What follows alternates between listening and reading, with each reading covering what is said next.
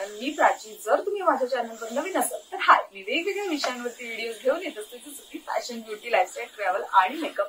तुम्हाला जर या कॉन्टेंटमध्ये थोडासा जरी इंटरेस्ट असेल तर प्लीज माझ्या चॅनलला लाईक करा, शेअर करा आणि सबस्क्राईब करायला विसरू नका. सो आज मी घेऊन आले आहे तुमच्यासाठी एक नवीन व्हिडिओ आणि त्याच्यामध्ये मी तुम्हाला दाखवणार आहे uses of coconut oil. Yes, जे नारळाचं तेल असतं किंवा खोबरेल तेल आपण ज्याला म्हणतो, त्याचे वेगवेगळे उपयोग. कारण ही जी ब्ल्यू बॉटल आहे ही खूप लहानपणापासून आपल्या घरात आहे आणि ह्याचे खूप जास्त उपयोग आहेत. सो म्हटलं चला, मला जे युजेस ह्याचे माहिती आहेत किंवा मी हे कुठल्या कुठल्या प्रकारे युज करते त्या गोष्टी मी आज तुमच्यासोबत शेअर करणार आहे. सगळ्यात पहिली गोष्ट, मी हेच खोबरेल तेल युज करते, जे आहे पॅराशूटचं कोकोनट ऑइल. तुम्हाला जर माहिती नसेल तर हे जे ऑइल आहे ते आपण खाऊ सुद्धा शकतो. तुम्हाला जर हवं असेल तर तुम्ही भाजीमध्ये सुद्धा हे युज करू शकता. सो हे जे आहे 100% प्युअर कोकोनट ऑइल, जे सगळ्यांच्या घरात असतं. पॅराशूटचं ब्ल्यू कलरची ही बॉटल प्रत्येकाच्या कपाटात ही असतेच असते. सो सगळ्यात पहिला जो युज आहे ह्याचा तो आहे ऑब्व्हियसली हेअर केअरसाठी. सो माझ्या पूर्ण एंटायर हेअर केअर मध्ये मी पॅराशूट ऑइलच युज करते. पण ते कशा, माझी एक हेअर केअरची व्हिडिओ ऑलरेडी माझ्या चॅनलवर आहे.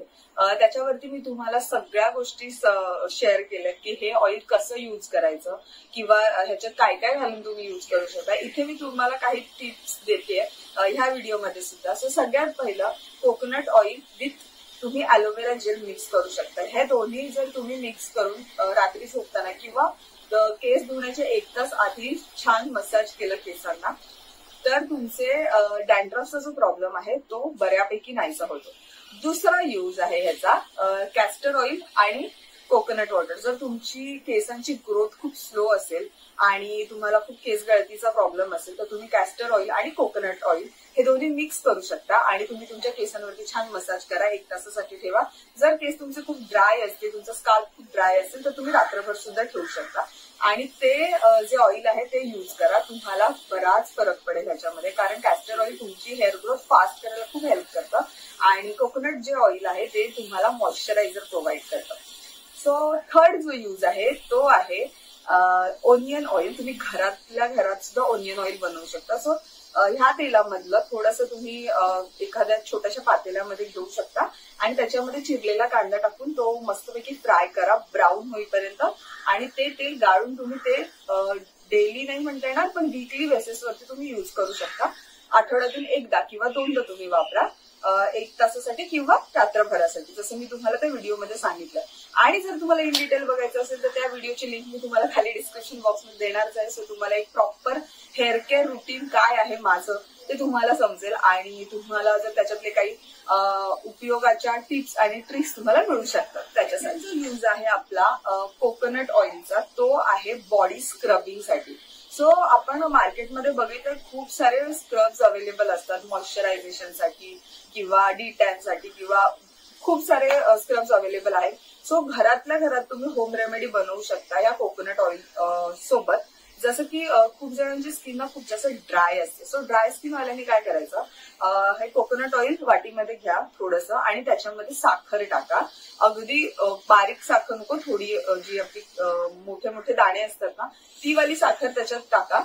थोडंसं मिक्स करा आणि आंघोळीला तुम्ही जेव्हा जाता तेव्हा आंघोळ करताना पूर्ण बॉडीला तुम्ही स्क्रब करा आणि अप्रतिम स्क्रबिंग होतं तुमच्या पूर्ण एंटायर बॉडीचं आणि कोकोनटचं जे मॉइश्चर आहे ते तुमच्या बॉडीला प्रॉपरली प्रोव्हाइड होतं आणि त्यामुळे तुमची स्किन एकदम सॉफ्ट आणि सफल राहते. जो यूज आहे माझा फेवरेट आहे, सगळ्यात जास्त मी तो यूज करते. हे कोकोनट ऑइल माझ्यामध्ये सगळ्यात जास्त मी त्याच्यासाठीच यूज करते. ते आहे मेकअप रिमूव्हर. येस, मार्केटमध्ये एवढे मेकअप रिमूव्हर बाम्स आहेत, एवढं मेकअप रिमूव्हर ऑइल्स तुम्हाला मिळून जातात, बट सगळ्यात बेस्ट जर कुठलं असेल तर माझ्या मते हेच आहे कोकोनट ऑइल. तुम्ही कुठूनही कुठल्याही लग्नावरनं आलायत किंवा तुम्ही ऑफिसमधून आलायत आणि तुमचा वॉटरप्रूफ मस्कारा आहे, लिपस्टिक आहे किंवा काजळ आहे ते तुम्हाला काढायचं, सरळ सरळ हातावरती कोकोनट ऑइल घ्या, छान हातावरती चोळा आणि पूर्ण चेहऱ्याला मसाज करा. मसाज केल्यावरती तुमचा जो काही मेकअप असेल तो पटकन मेल्ट होतो.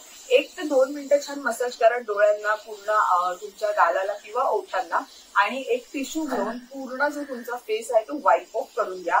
तुमचा एकही कण उरणार नाही तुमच्या मेकअपमध्ये. सिरियसली सांगते तुम्हाला, तुमचा फेस क्लीन होतो आणि फक्त एवढंच आहे की तुम्ही ऑइल चेहऱ्यावरती युज करता, सो 2 वेळा तुम्ही फेस वॉश करा. सो ते ऑइलचं जे तेलकटपणा असतो ना तो निघायला थोडासा टाइम लागतो, पण तुमची स्किन प्रॉपर क्लीन होते जर तुम्ही मेकअप रिमूव्हर साठी कोकोनट ऑइल युज केलं तर. आणि ह्याच्यामुळे तुमचा वॉटरप्रूफ मस्कारा आहे ना तो सुद्धा पटकन निघतो आणि तुमच्या लॅशेसने जास्त हार्म सुद्धा होत नाही.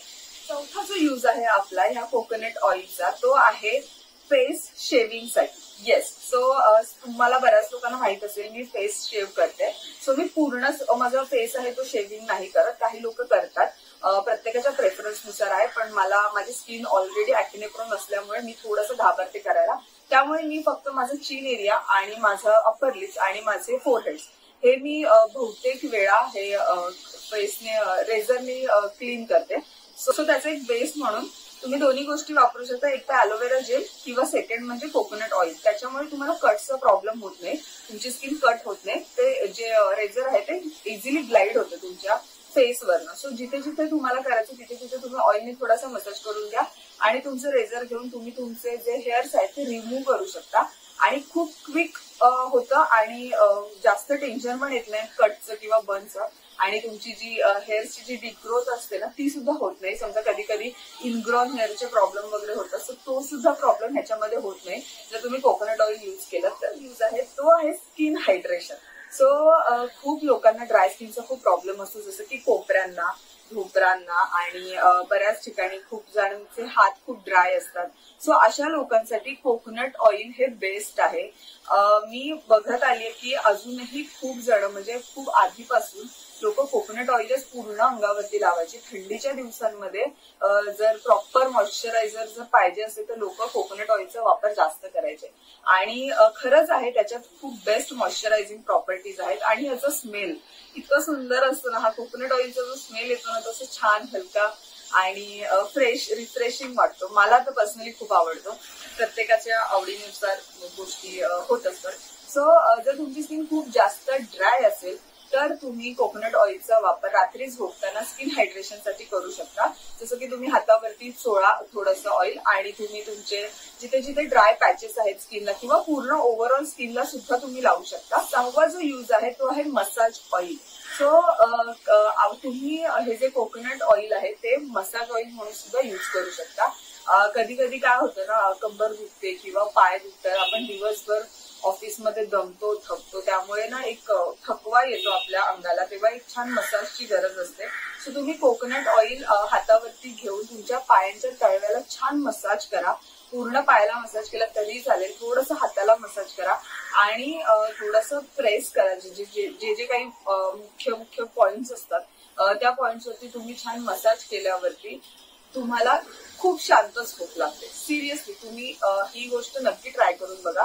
रात्री झोपताना जर तुम्ही कोकोनट ऑइलचा छान मसाज केला ना तुमच्या तळव्यांना तर तुमची झोप कम्प्लीट होते. ही गोष्ट मी सुद्धा 2-3दा केली आणि मला प्रचंड आवडली. सो बेस्ट रेमेडी आहे मसाज ऑइलसाठी. कोकोनट ऑइल सारखा बेस्ट उपाय कुठलाच नाही.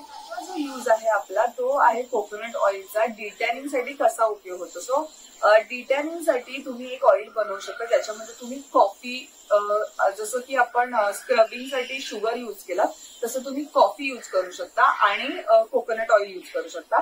दोघांचं एक मिक्सचर तुम्ही पूर्ण तुमच्या बॉडीला आंघोळ करण्याच्या आधी बाथरूम मध्येच लावून घ्या, जसं आपण साबण लावतो तशा पद्धतीने, आणि पूर्ण बॉडीला त्याने छान स्क्रबिंग करा. सो त्याच्याने सुद्धा तुम्हाला डिटॅनिंगला हेल्प होते. जर उन्हामुळे खूप जास्त काळवंडली असेल ना तुमची स्किन तर त्याच्यामध्ये खूप जास्त सुधार येतो. सो कोकोनट ऑइल हे तुम्हाला डिटॅनिंग साठी सुद्धा खूप छान हेल्प करतं.